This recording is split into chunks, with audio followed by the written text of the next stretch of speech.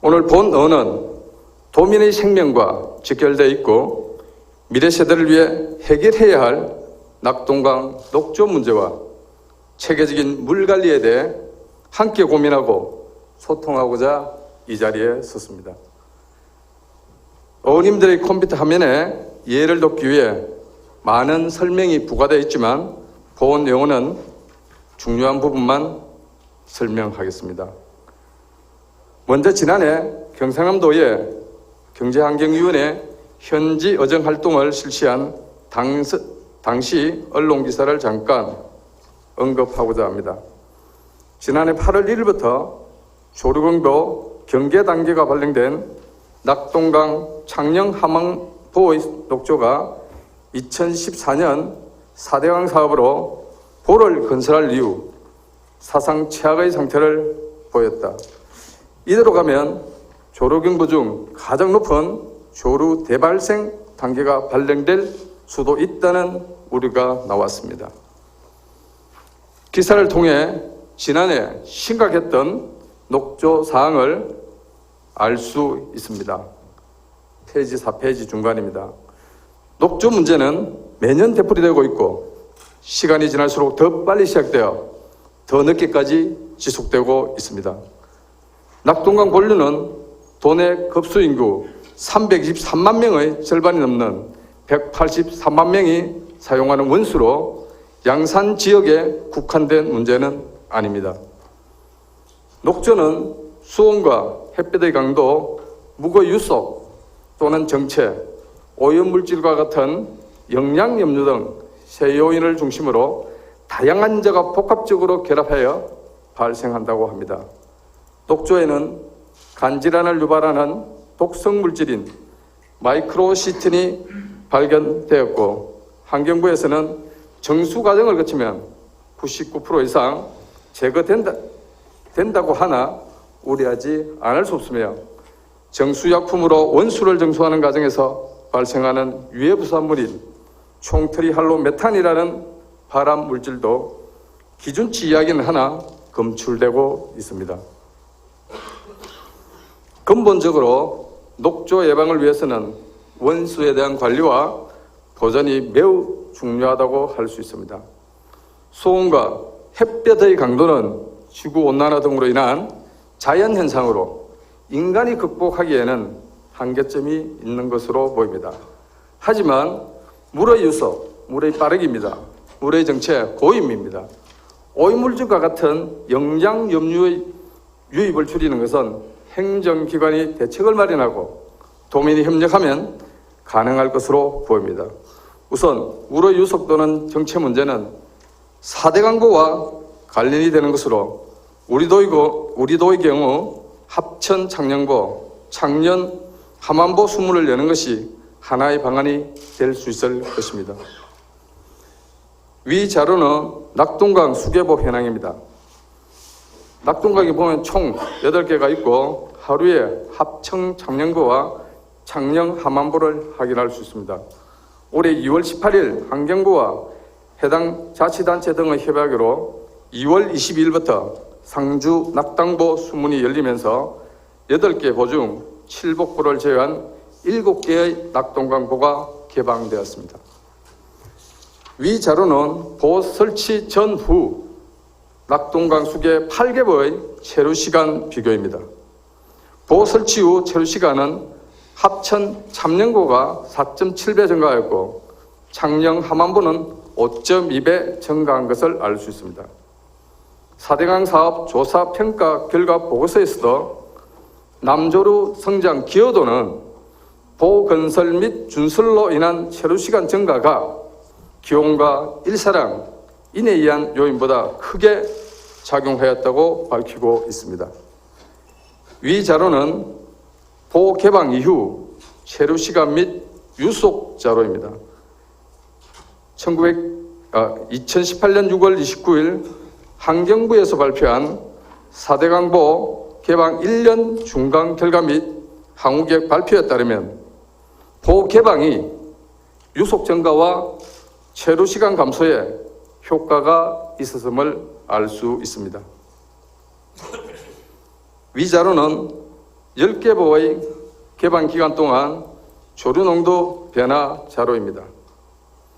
개방폭이 각각 100%와 85%인 세종보와 공주보의 조류 농도는 예년 동기간 2013년부터 16년 대비 세종보의 경우 41% 감소하였고 공주보의 경우도 40% 감소한 것을 알 수 있습니다. 그리고 개방 기간이 짧은 창녕 함안보는 정감을 비교하기 힘들지만 합천 창녕보의 경우는 32%의 감소가 있었습니다. 위 자료는 개방 정도에 따른 수질 변화입니다. 특히 세종보와 성총보의 경우 완전 개방 이후 조류 농도가 각각 15.6%, 23.8%로 대폭 감소한 것을 알 수 있습니다. 조류 농도에서만큼은 확실한 변화를 알 수 있는 것입니다. 그러나 포에서도 알 수 있듯이 합천 창녕보와 창녕 함안보는 완전 개방 상태가 아닙니다.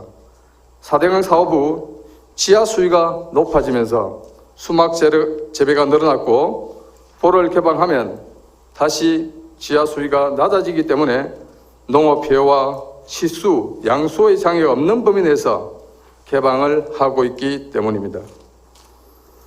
지금 현재는 탄력적으로 개방을 하고 있는 것인데 앞서 조류 감소 결과에서도 보다시피 합천 창녕보와 창녕 함안보에서는 수문 개방으로 녹조 감소 효과를 볼 수 있을 것으로 예상이 되고 완전 개방을 해보아야 유의미한 결과를 얻을 수 있을지 비교해 볼 수 있을 것입니다.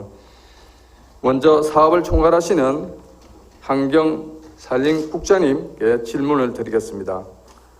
환경국장님, 발언대로 나와주시기 바랍니다. 네, 국장님 반갑습니다.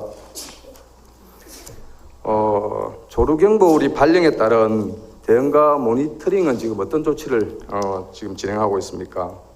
예, 먼저 낙동강 수질 개선에 대해서 깊은 관심과 애정을 보여주신 존경하는 이상열 의원님께 깊은 감사 인사를 드립니다. 의원님께서 질의하신 조류경보 발령에 따른 대응과 모니터링 진행에 대해서 답변드리겠습니다. 매년 환경부 조류경보제 시행계획의 조류경보 발령 기준에 따라 관심, 경계, 대발생의 조류경보 발생 시 모니터링 강화, 정수 처리 공정 강화 등 단계별로 조치하고 있습니다. 조류경보제를 운영 중인 칠서 치수장 상류 3km에 위치한 창녕 함안 지점은 평시 매주 1회 유해 남조류 모니터링을 하고 있습니다. 조류경보 경계 단계가 발령되면 주 2회 유해 남조류 모니터링을 실시하고 있습니다. 네, 감사합니다. 우리 낙동강 수계 역사상 조류경보 중 가장 높은 단계인 우리 조류 대발생 단계, 그렇다면 일주에 보통 100만 셀 이상이 2번 정도 발생되는 부분인데 이렇게 조류 발생이 발생된다면 어떤 조치가 필요합니까?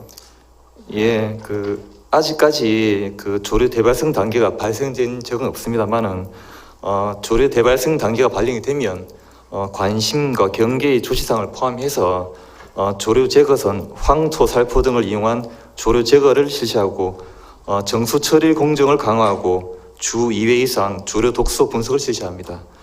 또한 대중 매체를 통해서 친수 활동과 어패류, 어획, 식용 금지, 가축 방목 등을 금지하도록 알리고 댐보, 방류량 조정, 환경 기초시설 및 폐수 배출시설의 관계기관 합동 점검도 실시하고 있습니다.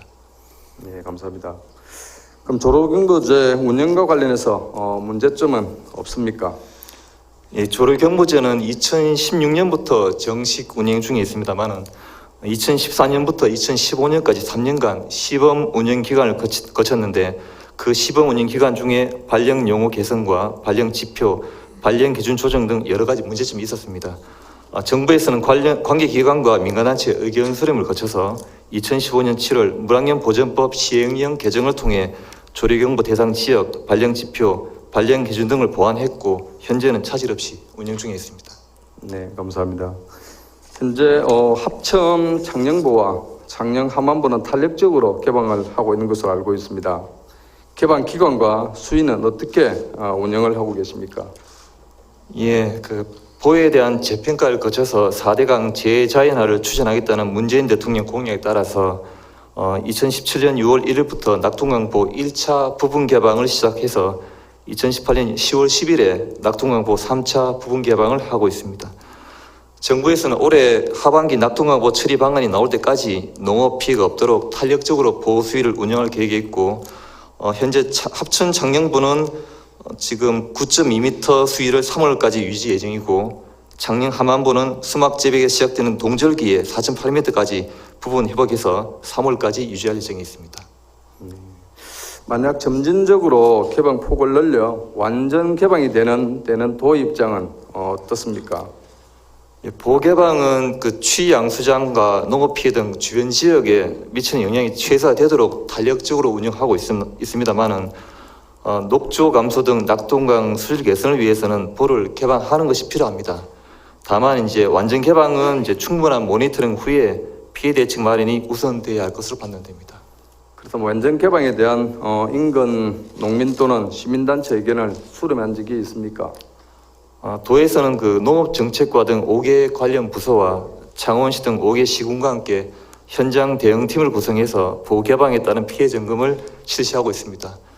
아울러서 낙동강 유역 환경청에서도 농어민, 전문가, 환경단체, 도를 포함한 41명으로 구성된 보호 개방 민간 협의체를 통해서 보호 개방에 따른 다양한 의견을 수렴하고 있습니다. 앞으로도 환경부, 시군, 관련 기관과 함께 주민 피해 최소화 방안을 적극적으로 협의해 나가도록 하겠습니다. 그렇다면 관련 부처인 환경부와의 소통은 어떻게 진행되고 있습니까? 현재 그 환경부 4대강 조사평가단에서 4대강 자연성 회복을 위해서 보호 개방 모니터링과 평가를 하고 있습니다. 도에서는 보호 개방에 따른 민원 동향, 취양수장 운영에 대한 일일 상황 보고, 낙동강 보호 개방 민간 협의체 참석 등 환경부와 원활한 소통을 하고 있습니다. 또한 보호 완전 개방에 대한 피해 대책이 마련될 수 있도록 환경부와 지속적으로 협의하고 도민들의 피해를 줄여나갈 수 있도록 최선의 노력을 다하겠습니다. 그렇다면 완전 개방으로 인해서 발생하는 농민 피해 등에 대해서 어떠한 대책을 또 도가 가지고 있습니까? 보호 완전 개방은 충분한 모니터링을 통해서 피해 대책 마련이 우선돼야 할 것으로 판단됩니다. 환경부에서 보호 개방에 따른 지하수 농업 피해 최소화를 위한 용역을 올해 3월에 발주할 예정이 있고 그 용역 결과에 따라 피해 대책을 수립할 계획이 있습니다.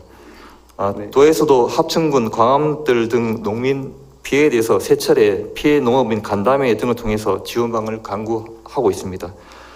의원님께서 말씀하신 것처럼 지난 2월 18일 환경부에서 상주 낙담보 부분 개방을 위해서 지하수 대책 추진 등 지역민의 물 이용에 문제가 없도록 하겠다는 업무 협약을 지역 농민단체, 관계기관과 체결한 바도 있습니다.